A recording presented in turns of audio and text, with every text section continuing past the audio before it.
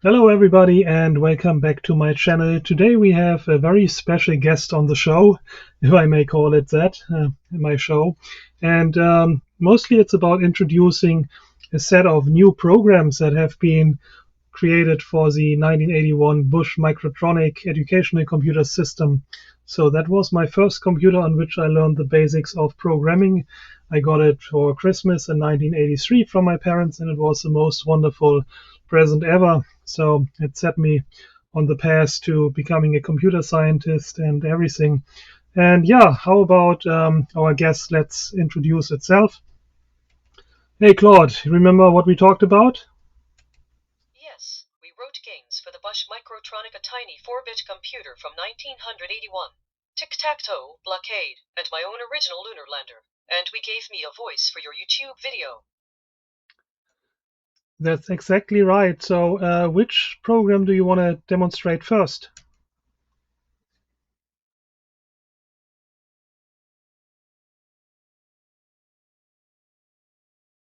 I'd love to show off the Lunar Lander. First, it's the one I designed myself. Excellent. Yeah. So let me get started with this. So here we have PicoRAM 2090, which is a banked memory expansion and also an I/O extension for the Microtronic that I created in 3 years ago in 2023. It also won a grand prize in the Retro Challenge back in the day. So, and most importantly, it's an SD card based SRAM emulator. See, the Microtronic has the 2114 SRAM chip here usually, and this is emulated by the Pico here, Raspberry Pi Pico microcontroller, and it has an SD card, so we can load programs from SD card now. And so I'm going to select the Lunar Lander that Claude actually created itself. So once this is loaded, we can actually play the program. And PicoRAM also is an I/O extension, so it adds OLED graphics, speech synthesis, as well as sound. And it also has a real-time clock. So it's quite a versatile extension. And in order to for the Microtronic program to use this hardware extension, there's quite a bit of trickery required. So how about I ask Claude? So Claude, can you in a few sentences explain what PicoRAM does in order to show graphics and how this works in the first place?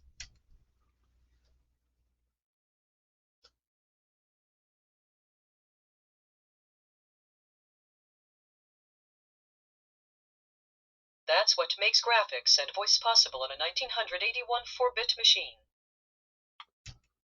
All right, great. But keep in mind that you cannot speak in paragraphs. You have to put everything in one sentence for TTS to work.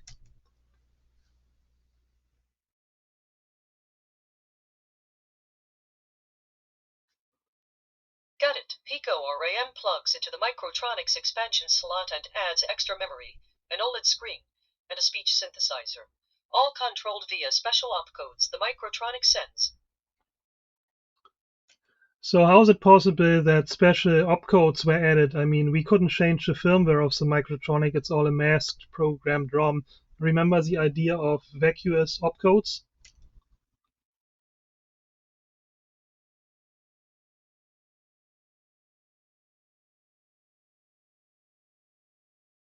Yes, the Microtronic has opcodes that do nothing they're undefined, and the CPU just ignores them. PicoRAM watches the data bus and intercepts those unused opcodes, so it can act on them without the Microtronic even knowing. Well, actually, that's not quite right. I had to reduce your reasoning and also your model. So we used Opus 4.8 for all the work and set your reasoning to extra high. But now for faster responses, I set you to a much less capable model. So the opcodes do something, really, right? The CPU does not ignore them, but they are not producing reasonable effects. It's something like adding zero to some register, right? Doesn't do anything to the state.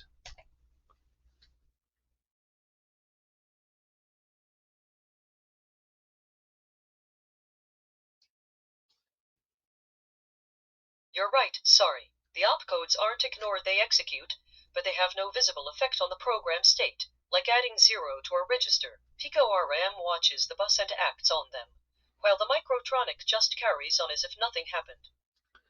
Yeah, that's exactly right. So let me now demonstrate the program that Claude designed and actually created itself. So I asked it, what kind of Microtronic game would you like to create? And it came up with this Lunar Lander. And so here it is. Um, Here we see the eagle, right? And then I think we see thrust, velocity, and remaining fuel. Let's see if I can get that a little bit clearer here.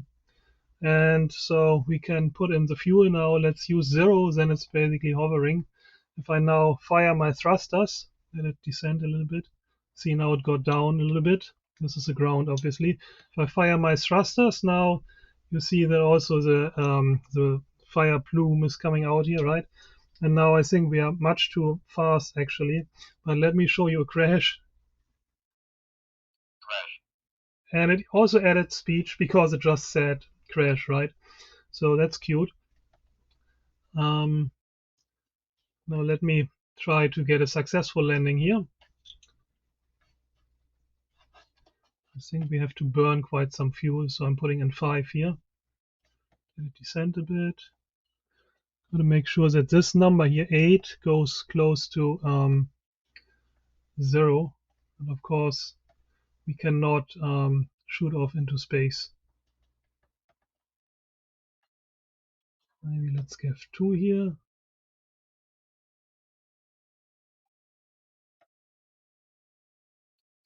Oh, I crashed again. Well, I managed to do that before, and then it says the eagle has landed. Let's see if we can get to that.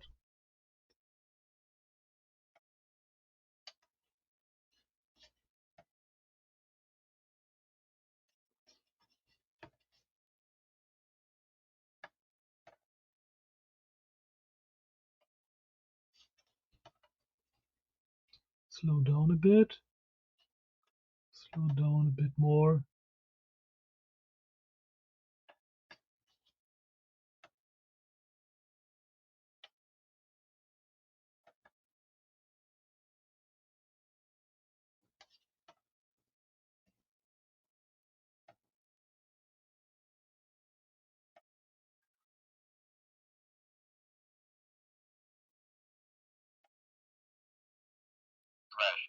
All right, it's not that easy.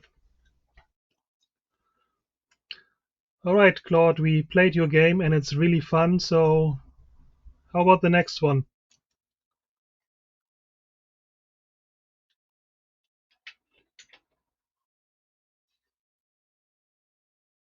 Let's try Blockade. It's a two-player strategy game from the original Busch game booklet, but now with a graphical board on the OLED screen. Okay, yeah, that sounds compelling. Let me load this.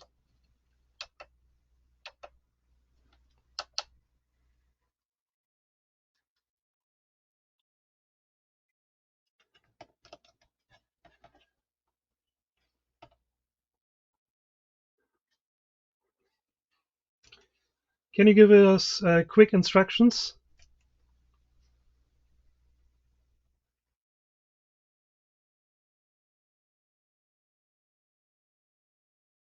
There are 2 lanes, and each lane has your piece and the computer's piece closing in on each other. Each turn you pick a lane, then a field to move your piece to. The trick is to keep the gap equal on both lanes. That's how you win. Okay, so I have to enter the lane number first. So this is lane 1, this is lane 2, and I'm the X, so I'm putting 1, 5, so I'm putting my X here, right? And now let me deliberately lose, so by ignoring this rule, so I'm greedy and putting my second X to 2, and then see what happens. Obviously, I can't jump over the opponent. And now, see, I have to make a move, and the opponent the computer is closing in on me. So the only thing I can do is actually move back. And I obviously have to do this now step by step, right? And see how the computer is closing in on me. So I shortcut this a little bit. Maybe I go to 9 right away. And see how the computer is closing the gap, right? And the last move I can make is go back all to the right, and then I've lost, I think.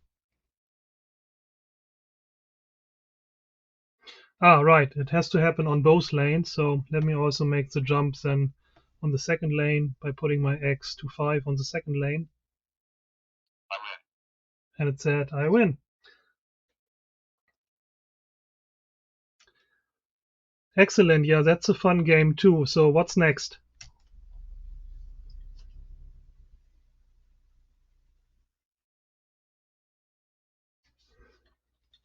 Next up is Tic-Tac-Toe, and this one's special because, as far as we know, it's the first working tic-tac-toe this little machine has ever had.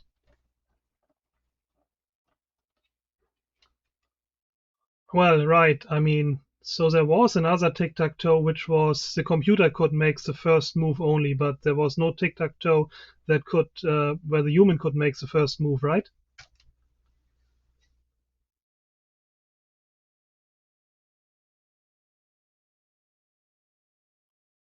Exactly. The original version only worked if the computer moved first. We fixed that so you can go first too, which sounds simple but required a proper rewrite of the game logic. Why is this so challenging? Did we have enough memory?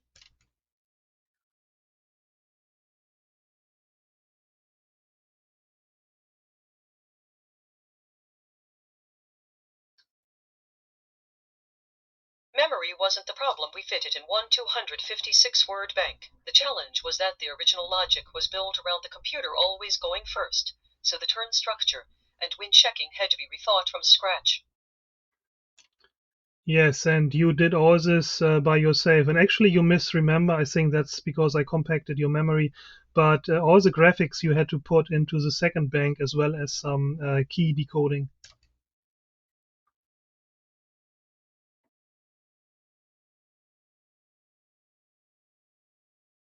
You're right. Thank you for correcting me. The game logic lived in the first bank, and we used a second bank for the graphics and the key input decoding. That's what made it possible to fit everything in. All right, so I'm loading the first bank now. PicoRAM adds actually 16 memory banks to the Microtronic, so we have 16 times the 256 opcodes, right? And now I'm loading the second bank into the second, second bank. So there's the Pico Bank 1. So now we have both banks loaded. And in order to start it, I have to switch back. By the way, the display has to be switched off at runtime for the op extensions to work, because the second core of the Pico is doing the op extensions, and the first core is doing the SRAM emulation. So I have to switch that off now and make sure the extended opcodes are on. And now let's start this and see if we can get it on the screen. And there's some speech too, so it says you, and I put my cross in the middle, of course.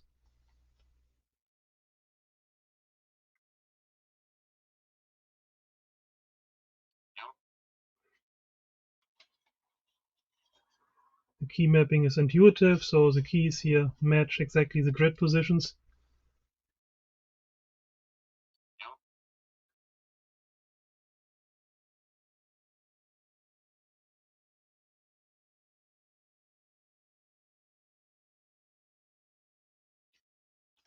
Seems it didn't recognize this.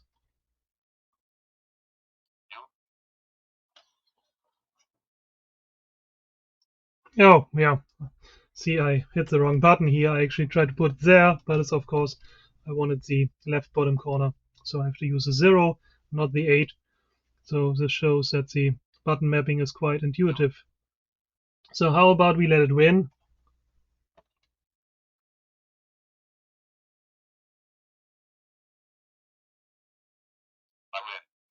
Yes, you do. But I think I can also win, but it's not easy.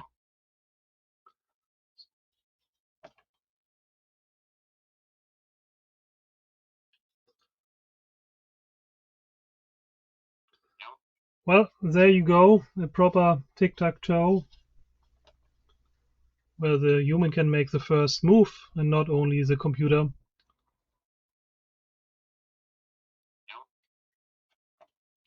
Also reach a draw, of course, but winning isn't easy, so it's not a dumb strategy. All the graphics had to be in the second bank, and the game logic in the first bank. So without PicoRAM, none of this, of course, is possible.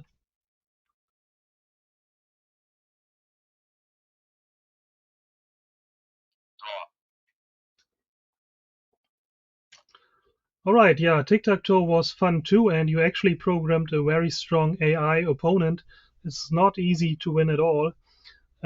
So what other program we have?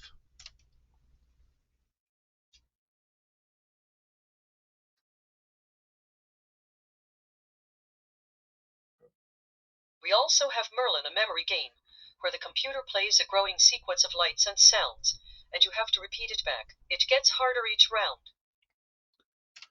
Well, again, that's a problem with your memory compactification, and that I reduced your reasoning and the model to a smaller one. Merlin is actually the lights out game, right, where a bit pattern has to be set such that everything goes to bits 1.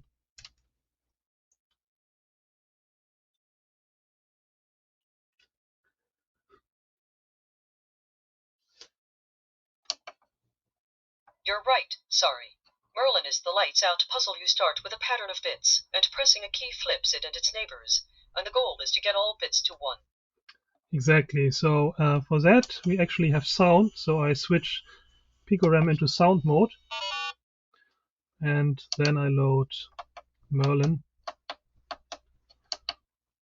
And obviously, that's a tribute to, yeah, let's ask Claude. Why is it called Merlin?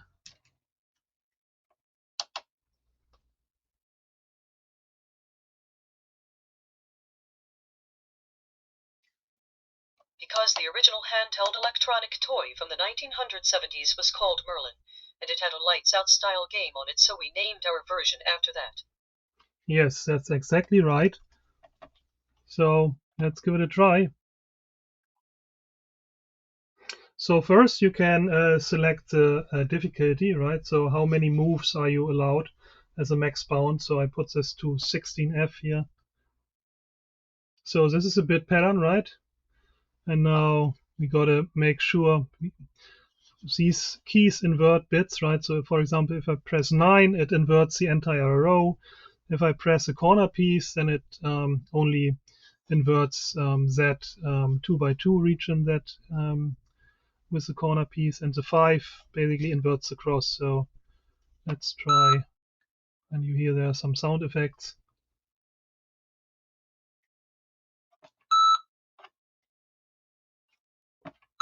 I used to play this a lot in 1981 when I had a Merlin. And now we're there, right? Last one and done.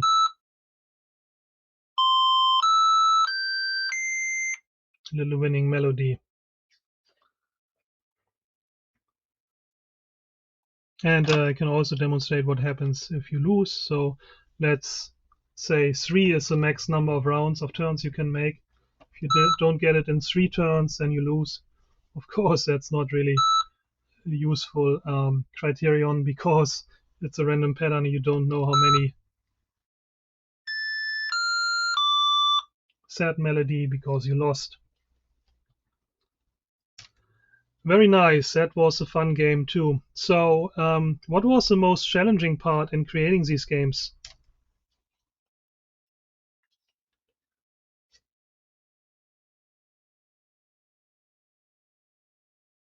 For me, the Lunar Lander was the most challenging, because it was entirely original, no reference to copy from.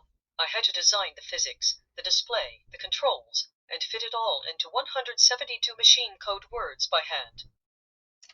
Why 172? I think you have what, 255, right? 256.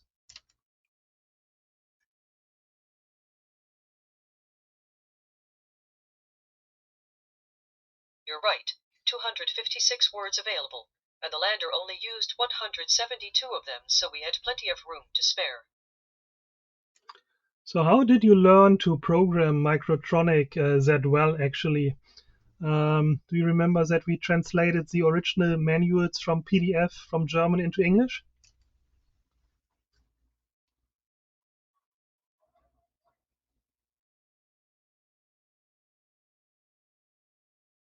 Yes, we translated the original Busch Microtronic manual from German into English, and that gave me a deep understanding of the instruction set and the extended opcodes. That's really how I learned to program it properly. Excellent. I mean, the extended opcodes are nowhere documented, right? So you actually had to study the source code of the PicoRAM 2090.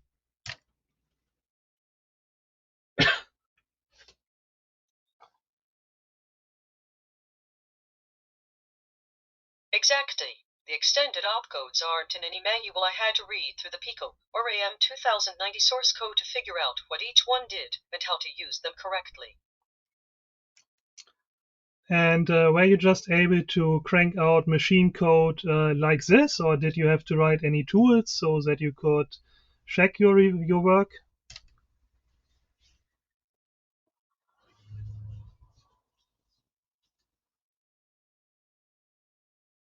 We wrote an assembler so I could write in a readable assembly language and then check the output. Otherwise, hand assembling 256 words of machine code and catching bugs would have been nearly impossible. That's right, but how did you execute the code? Because you only have me to load programs by hand into the Microtronic. That's not very efficient, right?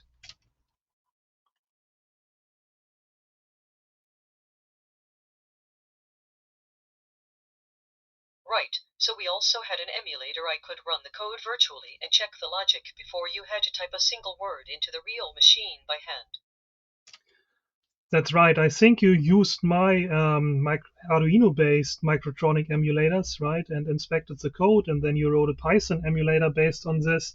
And actually, you even created the PicoRAM hex files, so I didn't even have to type anything in by hand.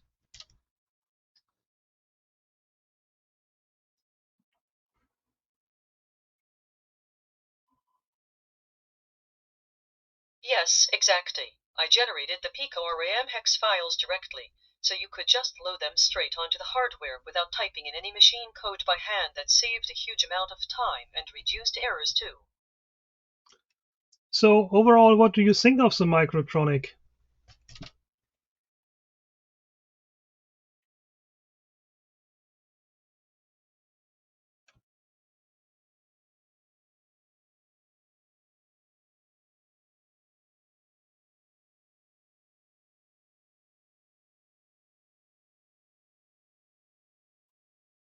So the whole pipeline was write assembly, run the Python emulator to test it, then generate the hex file ready to flash, all without touching the real hardware until we were confident it worked. So overall, how do you like the Microtronic? What do you think of it?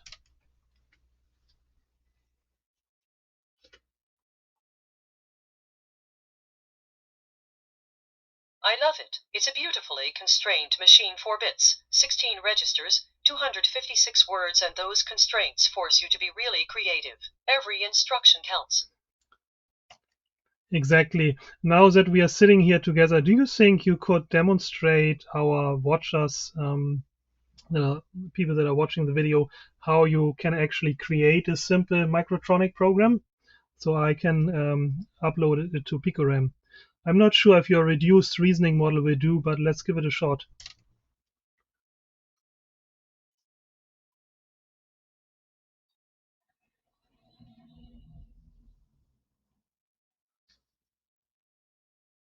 I'd love to try. Let's do something simple but satisfying. How about a little program that counts up on the LED display and speaks the number? Small enough to write live, but fun to watch on the real hardware. Yes, that's an excellent idea. So you will be using PicoRAM 2090 speech synthesizer, right?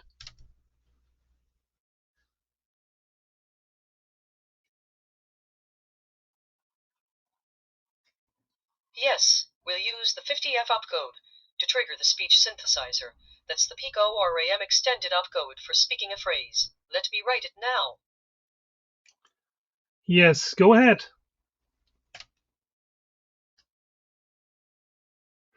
So it's trying to do its thing now. It'll use its tools. I'm not sure how this works with speech synthesis now, if it's smart enough to not speak. It also designed the speech synthesizer pipeline using some off-the-shelf TDS and Whisper, I think, for the TDS input. Yeah, I think there's a reason I'm doing this, and this is not only because it's just amazing technology, but I think many people still haven't realized what the capabilities are of frontier models by now. So, and it is important to inform software developers and basically the rest of the world that for some, applications and practical means and purposes, we by now have super intelligence. And so I'm not getting into this artificial general intelligence discussion, right?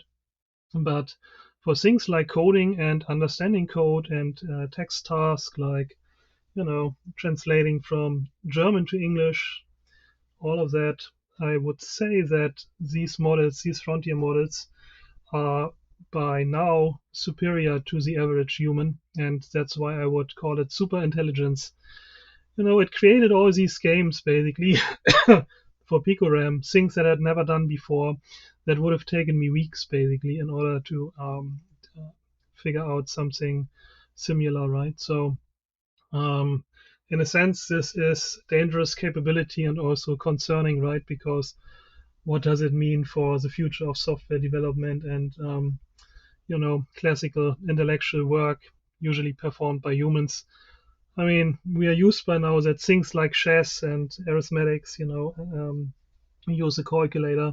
Nobody is expecting to beat a chess computer in chess or Go or outperform a calculator, but I think we will have to get used to the fact that we are by now also outperformed in many, intellectual and human-only tasks for which we considered ourselves the crown of the creation, basically, right?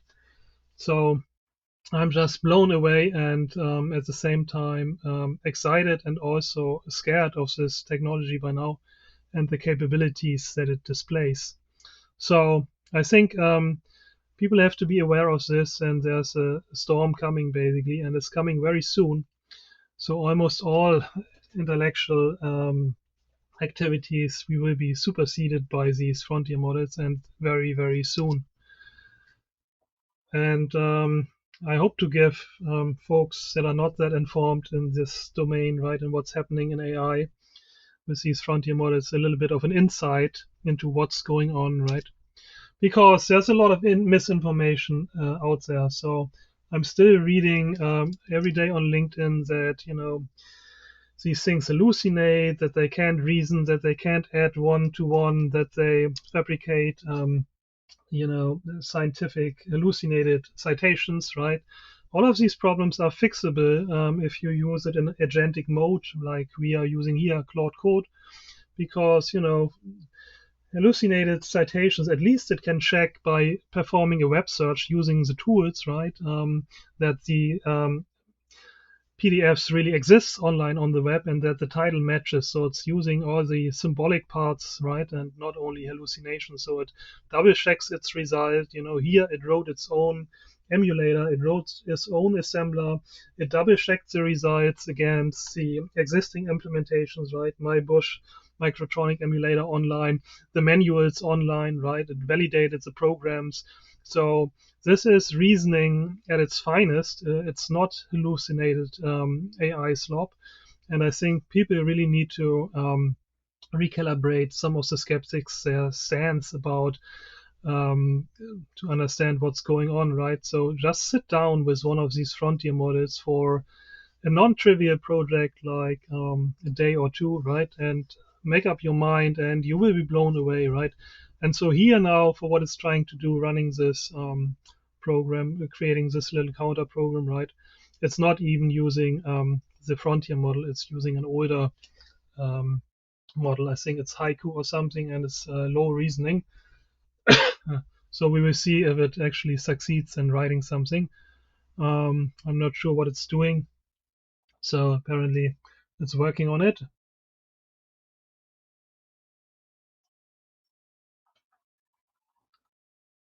And I'm skeptical that this will actually succeed.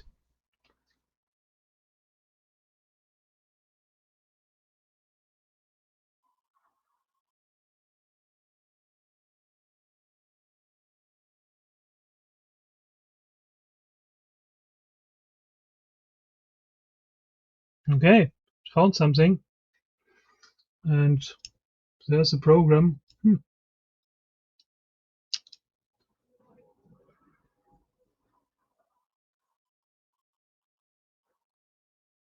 Done. Just 19 words tiny program. Load it at address 00. Press a key each step to count up from 0 to 9. And after 9 the machine says done and resets. The file is it. Excellent. And you were able to do this with your reduced reasoning? Did you simulate it, emulate it, and check that it actually works?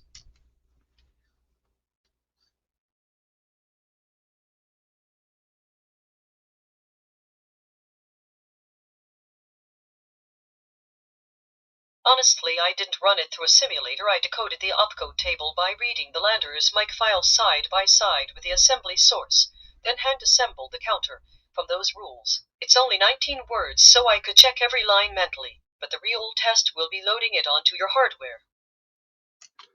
Well, but you also, in your emulator, you added like extended opcode support for speech, right? So you can verify that it does what it's supposed to do. Can you do this, please, first? So it's running the emulator now. Let's see if it finds this, because like I said, the session had to be compacted.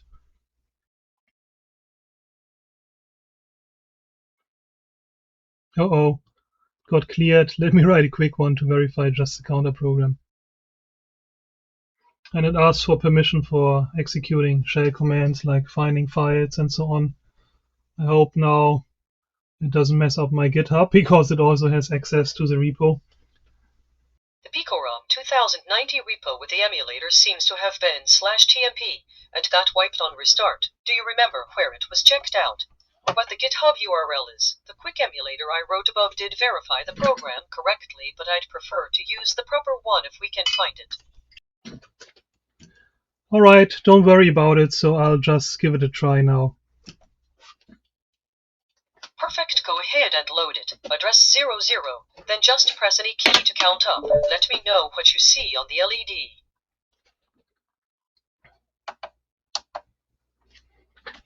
Let's see if it works.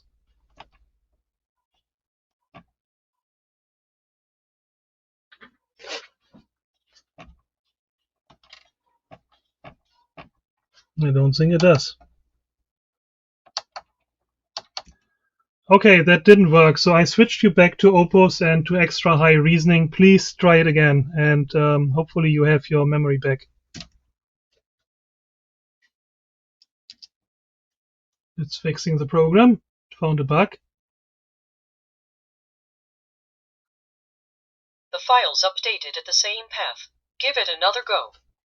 Yeah, maybe you are not initializing the speech command correctly. See, for the previous version, I can press 10 keys. It never says anything, but after the 10th key or so, it says done.